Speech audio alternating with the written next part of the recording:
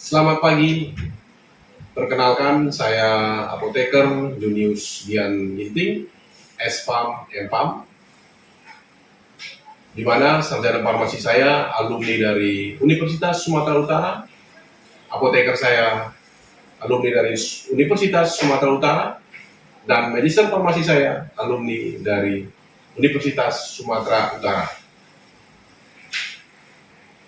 Saya berhome base di Stikes Senior Medan, program studi sarjana farmasi dengan NIDN saya 0106068103, dan mata kuliah yang saya bawakan adalah farmasi 3 dasar serta farmakologi dan toksikologi 1 dan 2. Berikut akan saya berikan cuplikan video proses belajar mengajar di kelas.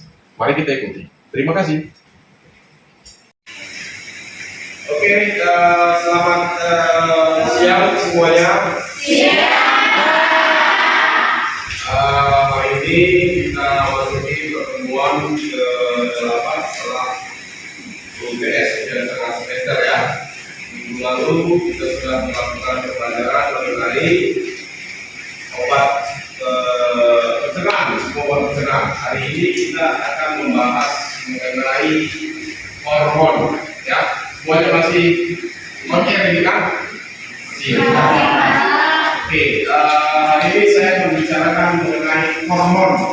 Apa pentingnya hormon di dalam mata kuliah farmakologi untuk semua peserta didik? Kita akan membicarakan tentang hormon. Ya, hormon yang akan saya bicarakan hari ini adalah pentingnya di dalam tubuh dan apa saja yang ada di dalam hormon itu. Oke, nah untuk lebih dalam lagi kita harus mendahului hormon. Apa itu hormon? Hormon yang di dalam tubuh dapat dibagi berdasarkan kelenjar endokrin yang memproduksinya. Berarti tubuh sendirilah yang memproduksi hormon. Ya, walaupun ada dari luar bisa dihasilkan hormon. Ya, kelenjar utama yang menghasilkan hormon apa saja? Itu ada hipotalamus, ada kelenjar pituitari, kelenjar tiroid, kelenjar paratiroid, kelenjar adrenalin, pankreas, dan ada organ reproduksi seperti pada pria itu testis, pada wanita itu ovarium. Inilah hormon yang dihasilkan oleh tubuh. Apa pentingnya tentang hormon itu? Ya, pembagian hormon berdasarkan kelenjar penghasilnya. Ini ya, kita bicarakan tadi yang pertama, hipotalamus. Apa yang dihasilkan oleh hipotalamus ini?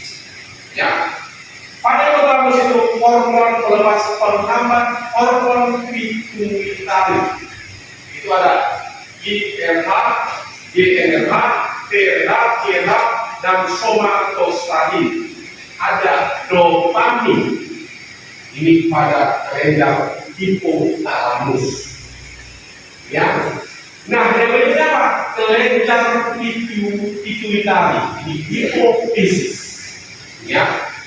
Ini pada lobus anterior pada depan. Kelenjar pituitari pada yang bagian depan itu hormon pertumbuhan. Ini hormon pertumbuhan.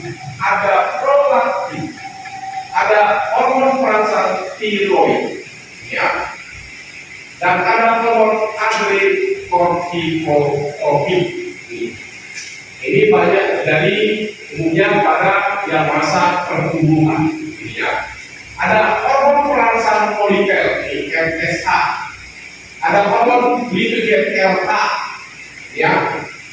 Ini perangsang folikel ini banyak terdapat pada wanita. Biasanya kalau sudah mengalami masa subur, maka ini akan besar folikel sel belum akan terlepas. Ini fungsi hormon ini. Oke. Dan yang berikutnya itu ada lobus intermedia tadi pada bagian depan. Sekarang bagian tengah. Ini hormon perangsang melanosit. Ini bagian tengah, ada bagian belakang. Ini ada oksitosin, ada vasopresin, ada adena ataupun antidiuretik. Ini dia untuk hormon pada kelenjar pituitari atau kelenjar hipofisis. Ya, ini sangat penting sekali untuk diketahui karena akan terbawa terus sekalian di mana hormon pada wanita dan di mana hormon pada pria. Nanti juga di sini akan saya sampaikan hormon yang menyebabkan salah satunya kenapa anak-anak muda itu lebih banyak yang berjerawat daripada orang tua. Kenapa orang yang sudah dewasa jauh lebih tua tidak ada yang mengalami jerawat? Anak-anak muda bahkan remaja mengalami jerawat.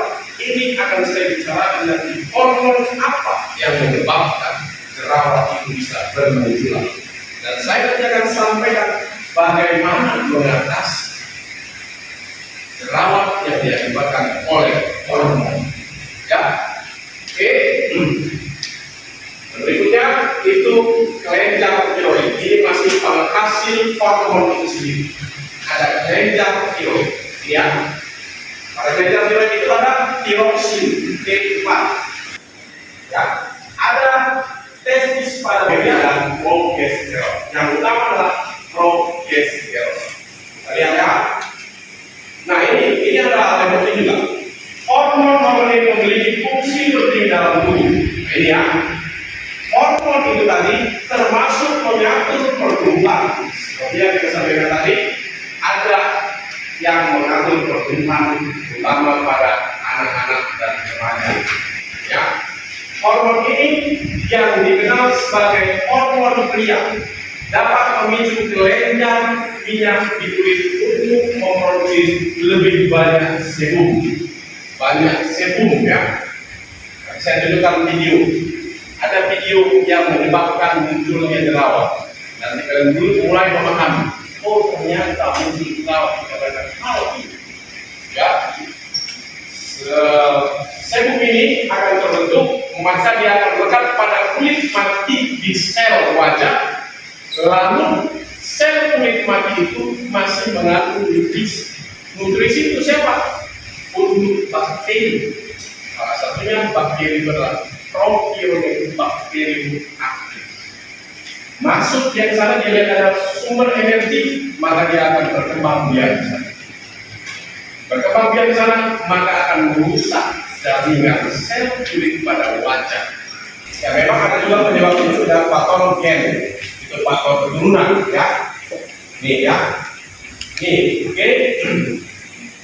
Dan hormonal itu pada wanita yang biasanya ini. Biasanya kalau wanita sedang mengalami menstruasi, mau mengalami menstruasi terjadi proses reproduksi, maka akan menyebabkan meningkatnya hormonnya sehingga mengganggu dari proses ya mengeluarkan kadar minyak berlebih di tubuh wajahnya. Kalau lagi menstruasi bisa menyebabkan ya wanita biasanya karena rasa sakitnya luar biasa. Karena minyak wajahnya meningkat, malas juga bersih wajahnya. Itu yang menyebabkan salah satunya. Sehingga makin mudah berkembang biak. Itu datang propionic aktif melekat bakteri di wajahnya, banyak nutrisi sana, maka dia akan tinggal di sana, akan bertumbuh bekal. Itu ya. Oke. Ini contoh yang pengembangan jerawat tadi. Ini ya, normal folikel. Ini yang pertama ini adalah normal folikel. Ini yang pertama sekali.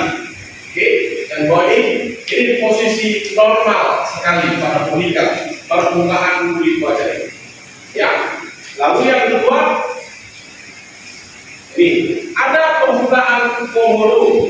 Itu pomelo ya. Ada pembukaan pomelo pada wajah. Pembukaan ini. Jadi pembukaan pomelo. Warnanya itu datangnya atau munculnya Propionibacterium acnes melekat pada sebum minyak pada wajah. Nih, baik sekali kita sudah mulai malam untuk membersihkan mukanya, langsung gitu. Besok pagi bangun, berwudu lagi mau mandi ala kadarnya, ya, apa dibersihkan semaksimal mungkin. Mulai malam terasa gatal-gatal di wajah. Itu sudah mulai muncul problem bakteri, mulai melekat pada kulit permukaan wajah. Dalam waktu akan terjadi inflamasi peradangan bengkak pada kulit wajah. Oke, ini yang ini salah satu juga ini. Ini adanya sumbatan lapisan kulit mati pada pori-pori.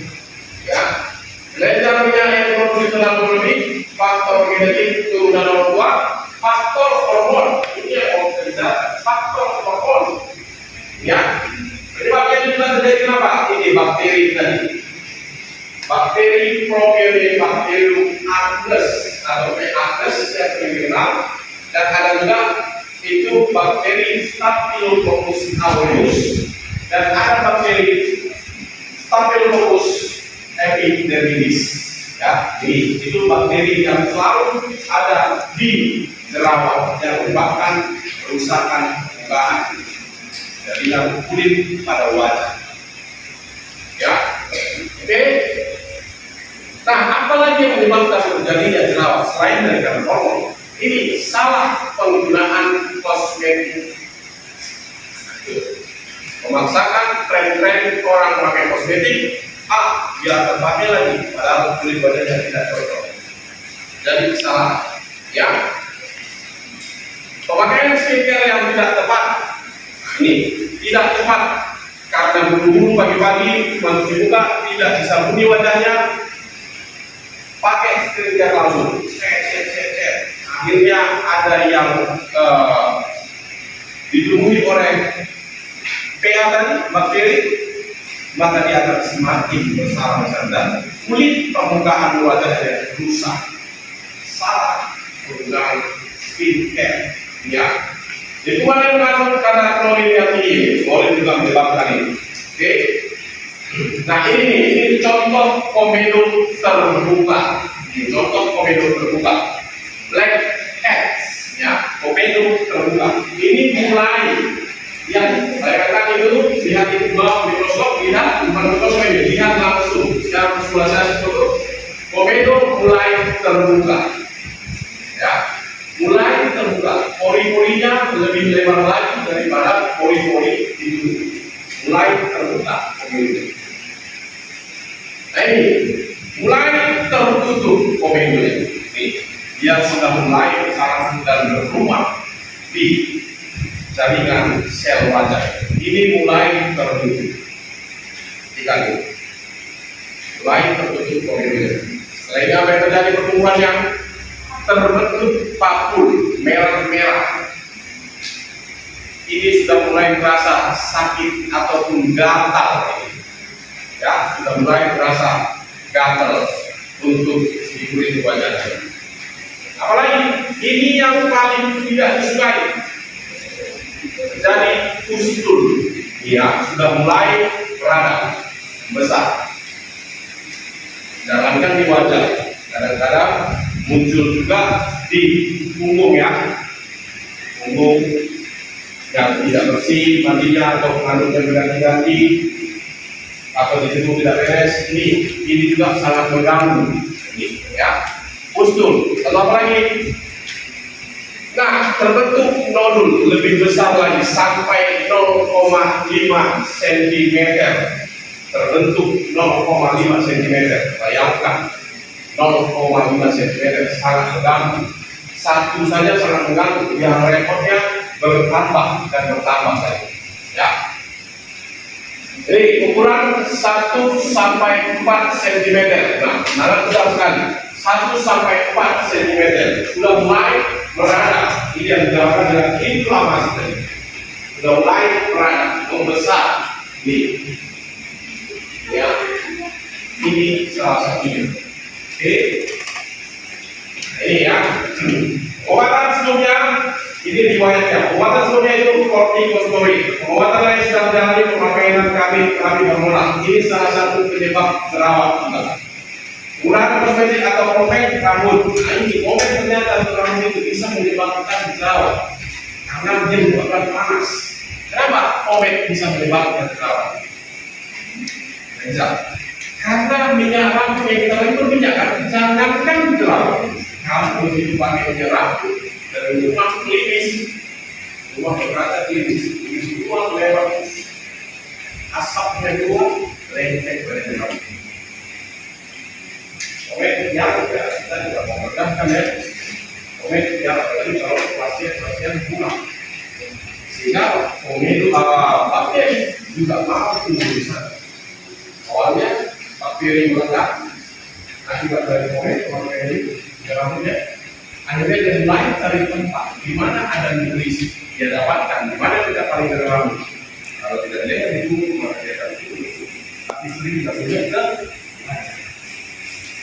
itu dari belakang lagi ya ini. Nah kita setelah pekerjaan juga ya yang kita secara sibuk kita menyebabkan lupa membersihkan wajahnya ya. Ini untuk khususnya wanita ini menstruasi itu sering sekali. Tapi kalau yang menstruasi itu sering sekali selesai menstruasi maka hormonnya stabil, jerawatnya pun akan hilang dengan sendirinya. Yang dia juga sering sekali orang yang lebih kadar hormonnya. Sering sekali habis makan pun dia harus melakukan cuci muka. Gitu ya. Oke, nah ini yang penyebab dari kortikosteroid itu sendiri, ya. Ini golongan yang disebut sebagai obat dewa karena khasiatnya mampu meredakan banyak gejala yang berdiri anti radang. Ini golongan kortikosteroid seperti contohnya adalah dexamethasone, itu ya. Biar golongan ini bersifat meredakan banyak gejala, tapi tidak bisa menyebabkan penyebab penyakit utamanya. Ya. Dengan kata lain, bila obat ini dilihat kemungkinan gejala akan muncul kembali. Ini salah satunya yang jerawatan tadi terjadi peradangan, maka dipakainya kortikosteroid seperti dexamethasone, radangnya hilang. Radangnya, tapi yang menyebabkan radang ini adalah bakteri PHSE ataupun SA. Yang diobati adalah radangnya, bengkaknya, inflamasinya yang diobati. Pakai kortikosteroid, pakai dexamethasone.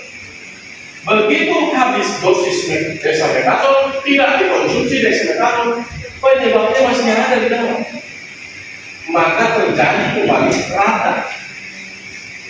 Maka cara mengatasinya bagaimana?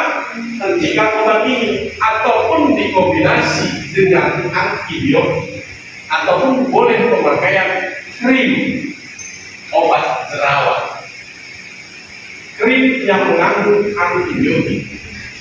antibiotik untuk obat jerawat seperti PA, SA dan S. Ya, ini ya mungkin nanti akan muncul kembali sehingga obat ini akan kembali gunakan hingga dalam jangka panjang. Jangka panjang digunakan kortikosteroid akan memberikan efek samping lain. Penyakit lain bisa muncul kembali. Ya, masalah penggunaan kortikosteroid jangka panjang dengan dosis yang tidak dikendalikan karena dapat menimbulkan sejumlah efek samping yang merugikan. Ada efek samping yang merugikan. Pemakaian kortikosteroid berkepanjangan apalagi dengan dosis yang tak menentu. Kadang-kadang kamu makan nanti 3 kali 1. Dengan kita lupa waktu 8 jam, tiba-tiba kamu makan 4 jam kemudian. Ya, menyebabkan penyakit yang baru lagi. Ya, akne steroid ini. Akne steroid ini terakhir terjadi akibat penggunaan kortikosteroid. Ini ya. Orang topikal, di mana ditemukan paku hingga pustulan merah tanpa pomade. Nah ini hati-hati ya pemakaian akne steroid. Oke, jadi bisa menyebabkan ini pustulan atau paku. Ya, Ini ciri-ciri dari acne steroid. Kamu konsumsi obat-obat kortikosteroid, ini yang terjadi muncul vakum sampai dengan pustul tanpa ada komedo. Ini yang terjadi. Ini sangat mengganggu sekali, sangat mengganggu. Ya, satu aja mengganggu orang seperti ini saja, sangat mengganggu.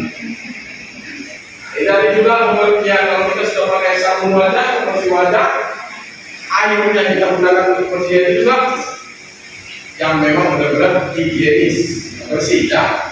Ini hindari produk skincare yang berbahaya, mengandung kortikosteroid. Nah, hindari memakai makeup berlebihan, ini juga ya.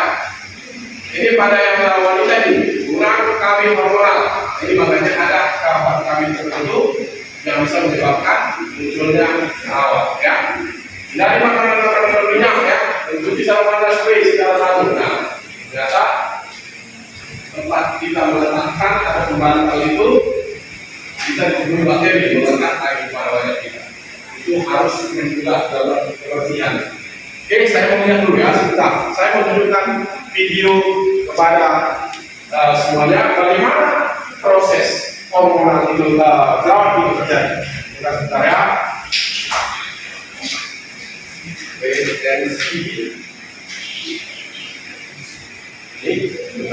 Ceritanya, dia adalah kelenjar sebasea yang terletak pada lapisan kulit dermis. Kelenjar sebasea mengeluarkan zat minyak dan biasa disebut sebum yang berfungsi untuk melembabkan kulit.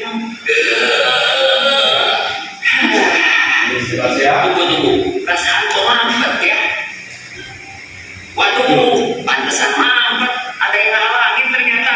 Kalau gini bisa muncul komedo di wajah si bos.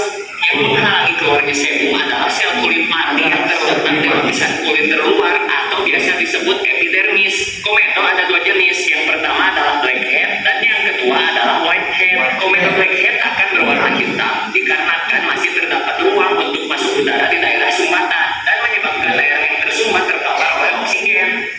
Sedangkan komedo whitehead sumbatan tidak menyisakan ruang untuk udara masuk karena tidak terpapar oksigen dari luar. Kulit hanya akan menonjol tanpa berubah menjadi warna hitam. Ini ada Sebasea, kulit-kulit kesumbat sel kulit mati ya? Iya, kenapa memang? Aku pikiran rencana jahat. Ceritanya, dia adalah bakteri probiotik bakteri acne. Dia adalah bakteri penyebab jerawat. Bakteri ini memang tinggal di kulit, namun kulit-kulit kesumbat yang berisi sebum akan menjadi tempat yang ideal untuk bakteri ini berkembang biak dan mulai melakukan tindak kejahatan. Udah, probiotik, gak usah macam-macam. Pilih sel darah putih baru tahu rasa loh. Kita sebagai bakteri itu pernah takut sama yang namanya sel darah putih. Sombong amat. Ini sebum, ini profilnya bakteri. Lain dari permukaan ini. Usaha yang menggunakan di misalnya. Ya, ini ya. Ini lain Kalian mau bantuin aku gak? Bantuin apa, brother? Bantuin aku merusak pori-pori ini. Kayaknya seru juga. Ini. Boleh, brother. Kami siap bantu. Ya udah, yuk kita mulai aja. Ya berusaha. Tunggu teman-teman pakai rumah. Sel darah putih akan datang nih. Woi, bakteri, berhenti. Kalian bisa merusak pori-pori. Ya. Emang itu tujuan kami. Benar-benar nih bakteri. Siap-siap aja. Kalian udah mancing sel darah putih untuk datang ke sini. Peduli amat. Ketika bakteri mulai merusak pori-pori, maka akan terjadi infeksi yang akan memicu datangnya sel darah putih yang akan memerangi bakteri untuk mencegah terjadinya infeksi berkelanjutan. Juga nampak mengajak Smackdown. Kamu dapat perintah dari markas cabang kulit wajah untuk eksekusi kalian. Ngapain takut sama sel darah putih yang datang sendiri? Jangan salah paham, kami gak pernah kerja sendirian. Eksekusi mereka semua. Sel darah putih yang berkumpul pada pori-pori yang rusak akan menimbulkan jerawat dengan warna putih di bagian tengahnya. Oke, ya. Ini dia bagaimana tadi proses munculnya jerawat. Itu ya. Itu tadi. Bagaimana sampai terjadinya? Jadi, ya. Nah, ini materi yang saya sampaikan hari ini mengenai dan yang menyebabkan jerawat. Sudah bisa dipahami sampai sini? Ada yang mau diskusikan? Ada yang mau ditanyakan? Saya buka sesi pertanyaan. Oke, silakan. Sebelumnya, perkenalkan nama saya Sisi Moni, tim 2348-2015. Jadi, pada kesempatan hari ini, saya ingin bertanya, apa saja terapi yang bisa dilakukan untuk pencegahan jerawat karena hormon? Oke, terima kasih ya pertanyaannya ya. Silakan untuk kembali. Oke, ya menyebabkan hormon. Masih ada yang bertanya? Oke, silakan. Saya kasih dua kesempatan dulu ya. Silakan.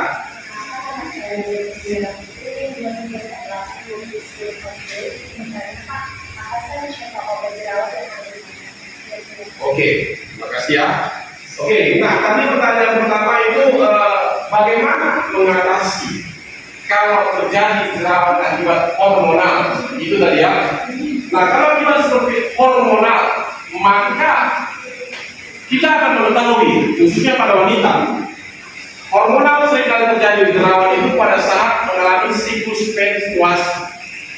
Ya, kalau terjadi pada siklus menstruasi, supaya tidak terjadi perkembangbiakan bakteri pH sana, maka kalau hari-harinya cuma sekali untuk melakukan cuci muka, maka kalau sudah mulai terjadi siklus menstruasi, lakukan bisa menimbulkan ataupun menghambat pertumbuhan bakteri yang itu sendiri. Ya, bisa. Ini nanti akan kami kembangkan.